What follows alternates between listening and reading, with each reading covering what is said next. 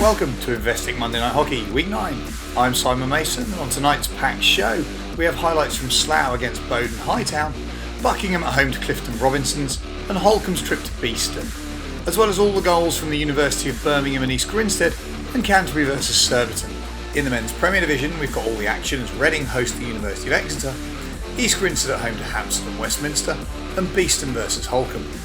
First to Slough for a match between 8th and 9th in the table, with Bowdon Hightown the visitors. Both sides were beginning to find some form, having had tricky starts to the season, but a win here would go a long way to putting them further up the table. Let's join Charlie Broom for the best of the action. And Slough in possession back, and here is Wood. Wood going around the outside of Tennant. Tennant getting that right hand onto Wood, but nothing blown by the umpire, and Bowdon will get it clear, but Mason's turned into trouble. Fired in by Totten, and ball can't quite find the touch here. Tennant definitely shoving Wood with that right arm. Wood a little unlucky. And then Mason turning inside, dispossessed by Totten. He puts the cross in, and Ash Ball can't quite get the touch. Penalty corner. And it's going to be French who puts it out wide, and it's turned in by Rosie Bailey. Rosie Bailey, midway through the first half, gives Bowdon Hightown the lead. Her fourth goal of the season, really well worked.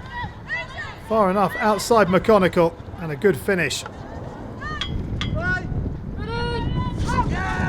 Penalty corner. The top it comes, shot comes in. Now, did that get a deflection on the way through? There seemed to be another touch, and that is what Bowdon Hightown are just debating, but I think the umpire at the other end has given it.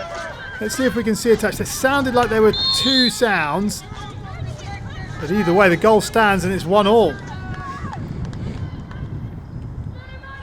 Slough sideline ball in towards Woods. Nice skill from Wood. Still going Wood. Can she find the shot? No, that's a great piece of defence, I think, from Moore. Wood turns inside, and just as she's about to fire, keeper comes out, and there is the defensive touch. Out to that right hand side, fired in from Newton, and the ball's bobbled all the way to the far post. Here is Wood. Wood round Ferraby. Wood on the reverse stick, and Ferraby makes the save. The cross comes in, the touch at the front of the circle, got it all the way through to Wood. Ferraby goes down and then makes a good save with the left hand there.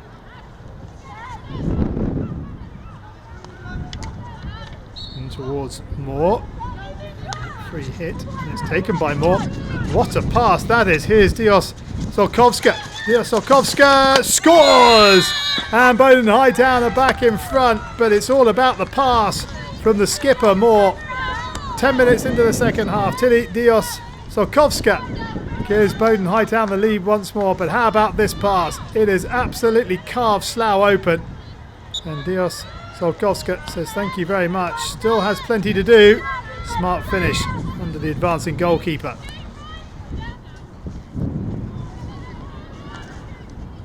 Made up to French.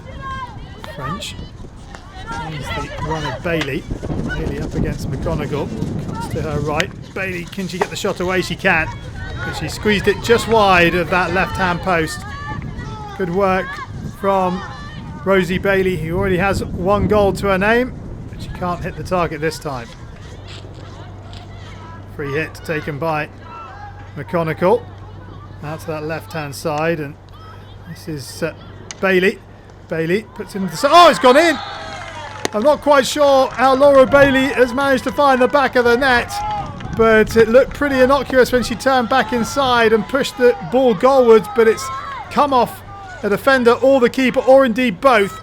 Just here, into the centre it goes, and, well, a miscommunication. It's 2-2. Here is Totten to Wood, and that is the final whistle. And the body language tells the story. Both sides wanted the win, but it wasn't to be. Final score, Slough 2, Bowdon Hightown 2. Now to Buckingham against Clifton Robinsons. The home side had struggled to pick up consistent results, but still found themselves in third place with 4 wins. Clifton, on the other hand, had won their previous 2 matches, scoring 8 goals in the process. Here's Van Arrowsmith. Ball played in and cleared by Ellis, but still with Buckingham back into the danger zone. And Ellis has to make another save, and Buckingham trying to get the ball past the keeper, but the whistle comes to the rescue for Clifton Robinsons. Ball across, and just here both keeper and defender go for the same ball. Backs to the wall, defending by Clifton Robinsons. Here is Moss. Nice work from Moss. Moss, can she pull it back? Yes, she can. Now, can they find the shot? Here is McCabe on the reverse stick. Well, she never really got hold of that, and it's bounced agonisingly past the left-hand post. Moss, who set it up with the drive, almost applied the finishing touch on that left-hand post. Jackson has her hand up. She thought that ball was out of play. Here's the shot from McCabe, and it seems to take forever to come through that crowd of players. Clifton Robinson over the halfway line. Here is McCabe. First touch takes it away, and Higgins, though, can't get control. Here is McCabe. McCabe into the circle. Can she find the shot? No, she can't. Just at the last moment, the last bit of skill just went away from her.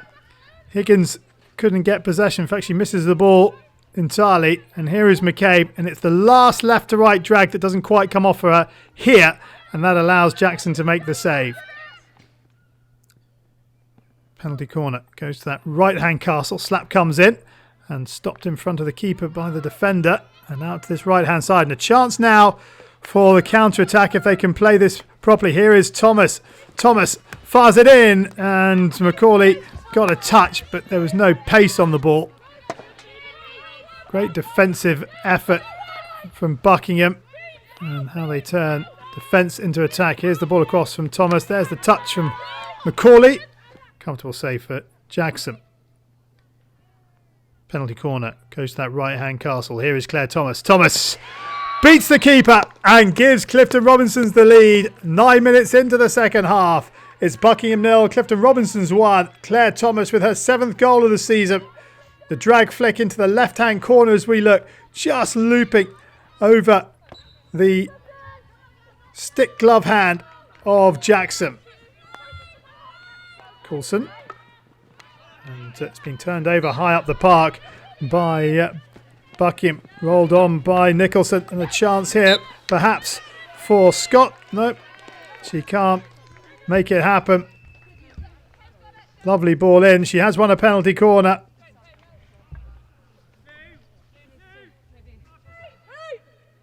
Here is Lewis Williams, top of the circle. Slap comes in and deflected up and over by Natasha James. And Buckingham are back on level terms with 10 minutes to go. A well-worked routine. The slap from Thomas. And no one on the deflection from Natasha James. Perfectly executed. Is there to be a winner in this one? Or will Clifton Robinson's run of 2 wins come to an end? Oh, it's been lost by Moss, and the chance here. And there's a good save by Ellis. Ball played to the edge of the circle. And a poor first touch, really. And then shot comes in, and Ellis gets just enough on it. Penalty corner. Can it go to that right-hand castle? Here is Claire Thomas. And Claire Thomas has done it again. Almost a carbon copy of her first goal. But her second comes with just 3 minutes remaining. Buckingham 1, Clifton Robinsons 2. The same sort of trajectory as the first penalty corner. Looping into that bottom left-hand corner. This time over the right-hand kicker. They've come from behind once. Can they do it a second time? Across comes Moss. Moss gives away the free hit. And it's parted. And here is Shipley on the reverse. Good save by Ellis. Newland. Oh dear. A difficult chance for Newland. But a chance nevertheless. As the ball comes across here, Moss doesn't really get strong enough. Shipley wins the free hit right there. And then Clifton Robinson all back off. They don't want to give away the penalty corner. Shipley onto the reverse stick. Shot comes in. Good save from Ellis. And Newland, good first touch. Second touch is a tight angle, isn't it? Thomas in that bottom corner trying to run the clock down. Clifton Robinson's looking for a 3rd consecutive win. Whistle's gone. That's for a free hit to Clifton Robinsons. No one's rushing to take it.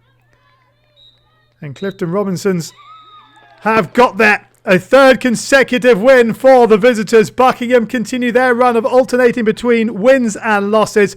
The final score here at Stowe: Buckingham 1, Clifton Robinsons 2. Beeston are clawing their way up the table and looking like having playoff ambitions.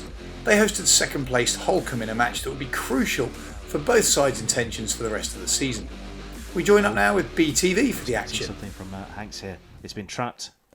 It's been played just on the outside. It's Yes! deflected in. Super. First goal of the game. Beeston lead Holcombe by 1-0. Something different. I think we're all expecting a smash from Carrie Hanks. Something different indeed. Well worked around the players in the D there.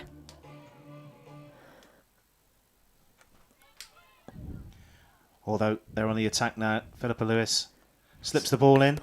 And Cochrane comes out and smothers the ball.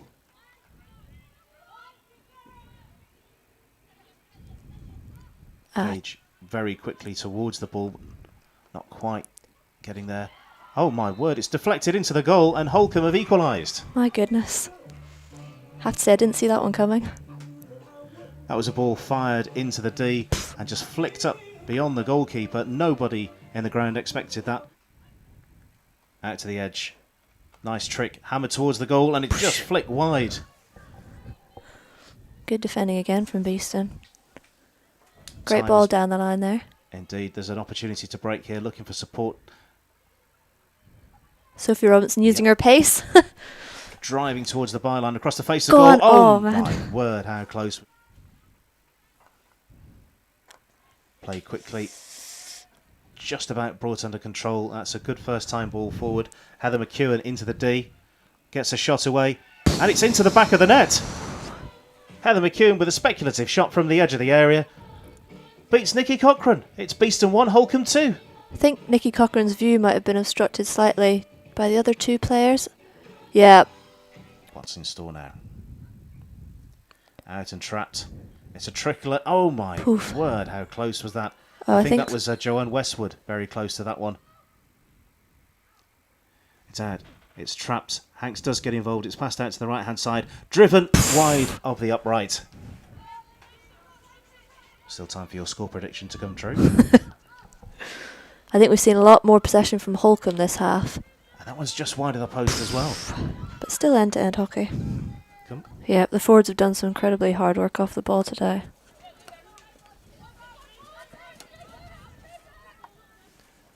Elliot plays the ball forward to number 9, Sophia Savino. Cochrane has been beaten.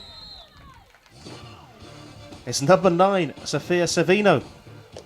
Not sure the choice made by Nikki Cochrane was the right one there. She came out to block the ball with her body and it slid out from underneath her. So we're not far away from the whistle.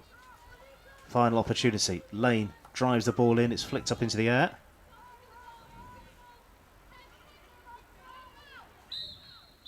And in fact, there is the final whistle. It's all over here at Nottingham Hockey Centre. Beeston 1, Holcombe 3. Catherine Ledesma gave the University of Birmingham an early lead against East Grinstead.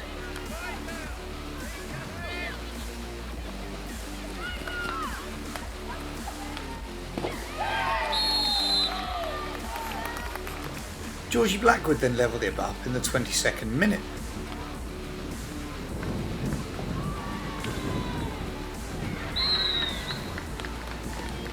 Before Lydia MacDonald restored the home side's advantage shortly after.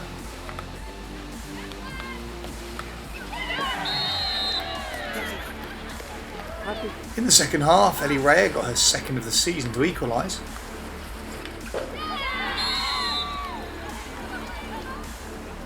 It was another penalty corner that gave East Grinstead all 3 points, with Blackwood getting her second of the match in the 60th minute.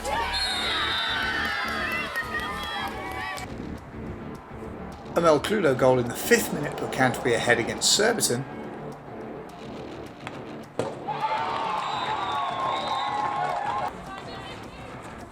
Alice Sharp equalised for the visitors midway through the first half.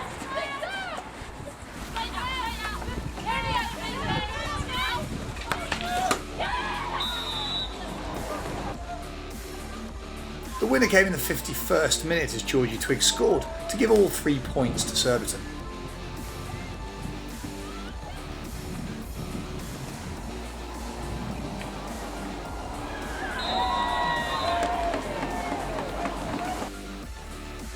so Surbiton still have a 3-point gap over Holcombe, then with 4 points covering the next 4 teams in the battle for the playoff places.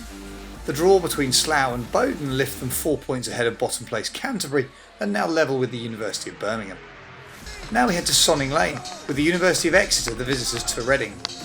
The home side went into this one unbeaten in 3 and looking to keep up pressure on the top 4, whilst the visitors came in off the back of their first win of the season last time out against Sevenoaks.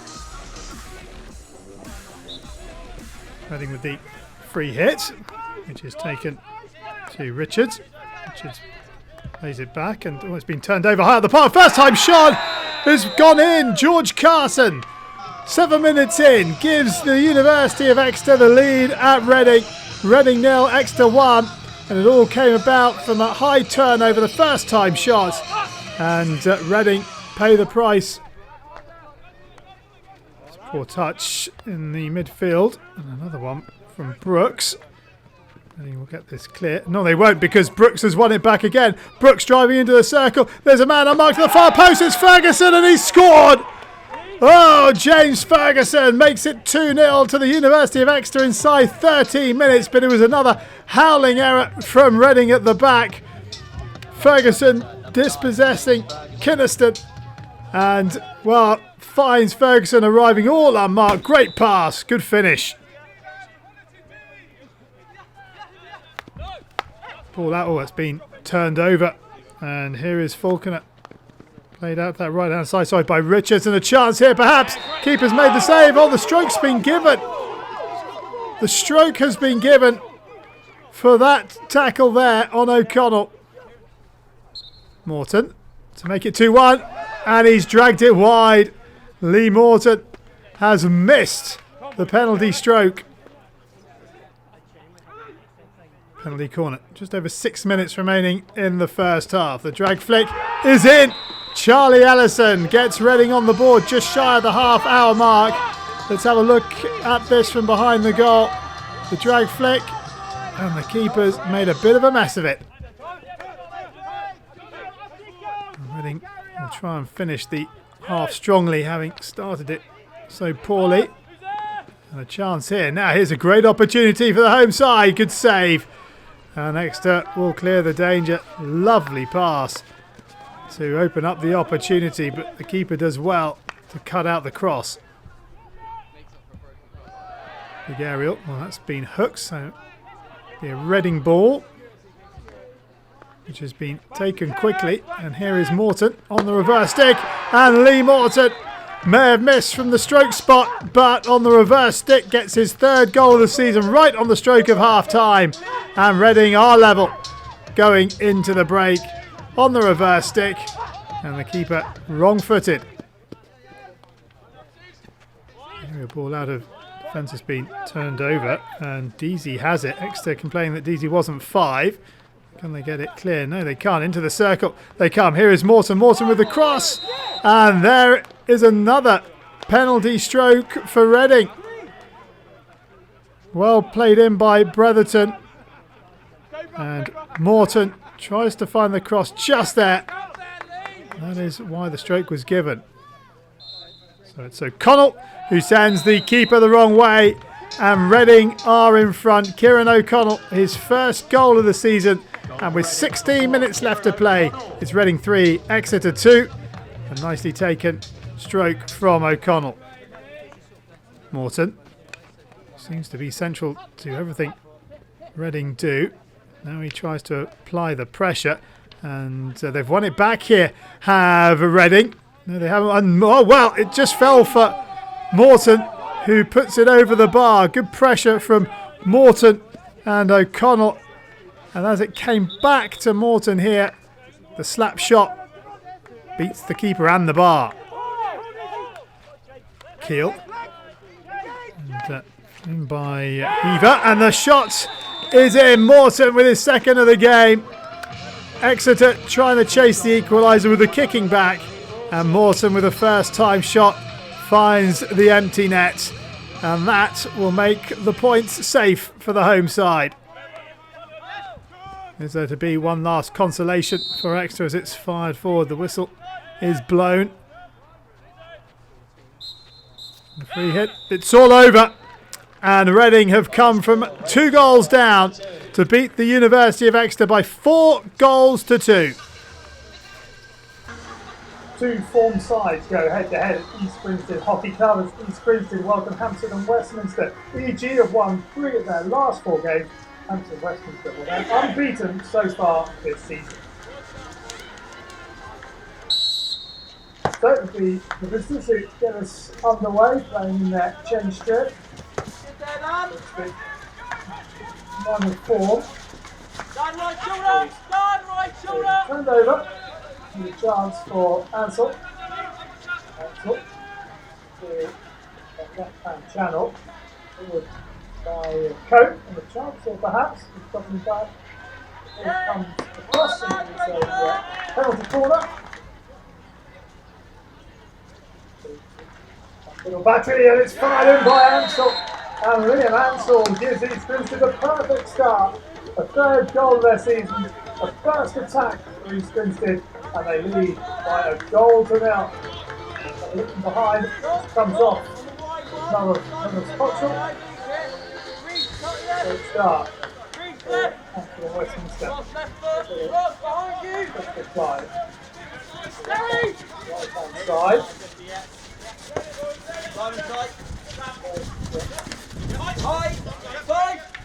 Westminster has won the wrong corner. One down the right hand side. First time shot on the back stick, and it's 1-all. Well, what a start to this game. Shipping with the 5th goal of the season. Hampstead Westminster would like to take a mulligan if you'd like for starting the match. First one was poor, the second one, well, was ideal. And 3 minutes in, and it's 1-all. Again, keeper back in again by Ansel, and that I think is at the post play for Edwards, and it's a penalty stroke. Let's have a look. Keep an eye on Edwards, number 6 left the screen. That was Cottrell with the save. There's the second save, and there, just on the heel of the defender. Cottrell and Simon Faulkner gets the second goal. The keeper went the right way, and Faulkner restores East Grinstead lead. We're only 5 minutes in. It's 2-1 through the home side. Cottrell was unlucky. I think that's a great stop by Patterson on the line. The ball's still alive there. Great thing, Corey. Well done, son. Have another look.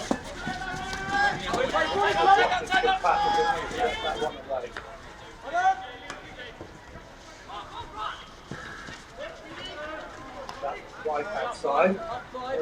Blood. Circle. Wilson. Oh, Wilson's got him round the back. Wilson into the centre. Oh, and it's been turned in by Bowdon. John Bowdon makes it 3-1. This has been a blistering opening 16 minutes for East Grinstead. 3 goals in it. And here, Wilson trying to get it across, and Cottrell is surprised by the quick shot from Bowdon.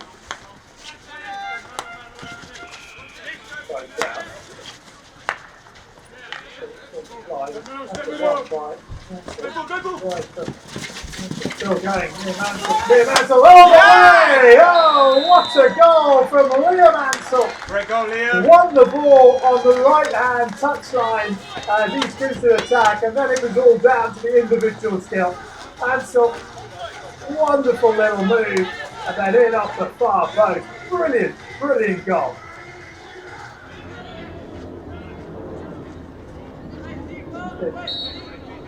Yellow card. Oh, Hampstead Westminster got one back. It's Sam French who has made it 4-2, and it's going to fly again from Hampstead and Westminster.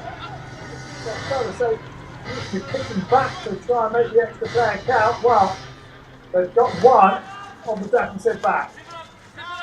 Well, that's okay.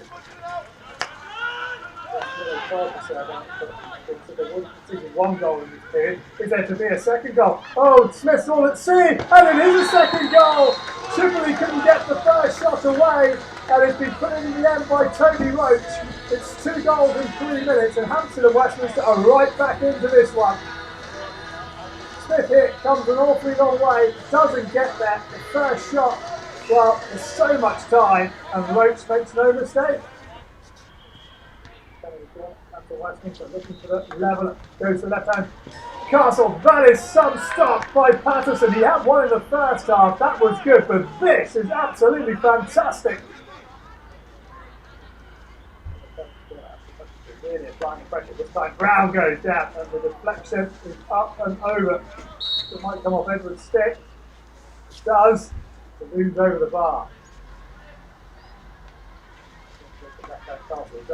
Oh, what a pick by Smith down to his right hand side. That is a top draw save.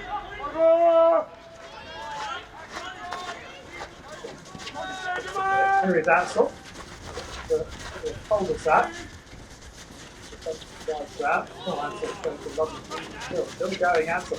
Oh, Ansel still managed to find the pass. Oh, he touched it in front of the keeper. Tony Wilson scores, but it's all about Liam Ansel once again for the second time in this match. A superb piece of individual skill from Liam Ansel results in a goal. He takes out 3 players, then he goes to take out a Brown once more. That's 4, and then 5, and still the presence of mind to play the pass, and the deflection from the keeper. 5-3. Here's Cope. All underneath. Cope. Bowdon. And that is the final whistle. Well, what a match we have witnessed here. Hampstead and Westminster lose for the first time this season. East Grinstead with 5 goals. Liam Ansel, a brilliant performance by him. But East Grinstead have won it 5-3 the final score. 4th placed Beeston had faltered recently without a win in 3 and were up against 3rd placed Holcombe. This was a crucial match in the fight for the playoffs. Again, let's join up with BTV for this one. It's a real scramble here. There's a goal. That's... And it's come out of nothing, hasn't it, at the end? Lucas Ward. And Beeston have got the lead. Popped in at the far post there by Lucas Ward. How did the ball get across there? I think it did take some kind of a deflection. Lucas Ward! There. Now this would be a time to put that ball into the D. They're listening. Are you wired to these players? Almost found the space for the shot there that we saw from in the first half. First job was perhaps to shore up the defence that got such a working over last week. Bandrek fires one in there. Didn't want more than half a yard of space. All play back and well tame saved by Curtis. A little bit too tame on the... Richard Curtis just arranging the defenders around him. Good save from the keeper. As are both very conscious of the tightness of the league, and everybody wants to be in that top 4. And there are about half a dozen sides vying. Now, Beeston get a second here, can they? No, they can't. Good save from Curtis. Penalty corner set piece. You don't need corners, of course, if you're scoring the open play. What's that come off? Defender stick, good save by the goalkeeper. And Bandrak there with a follow-up. Thought he'd... Beeston defensive third now. It's got to go the other end. Trying to close the space down. Trying to make it dangerous, but... Beeston getting the ball away. Number 8, Joe Sharp. Just heard over the public address system that Joe Sharp has been given the Beeston Player of the Match award. And we've reached the end of the game. Rather timid end to things there.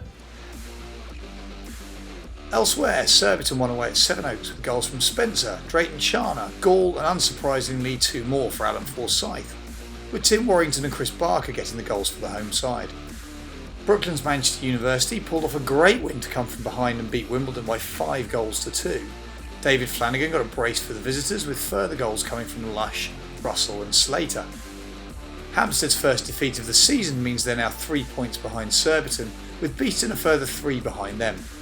At the bottom, Sevenoaks, University of Exeter and Wimbledon are still in trouble, but Brooklyn's win means they now have a bit of breathing space. That's all for this week. Make sure you follow Galvanise Hockey on Facebook and Twitter for more exclusive content, and join us next week for the final Investec Monday Night Hockey of 2018.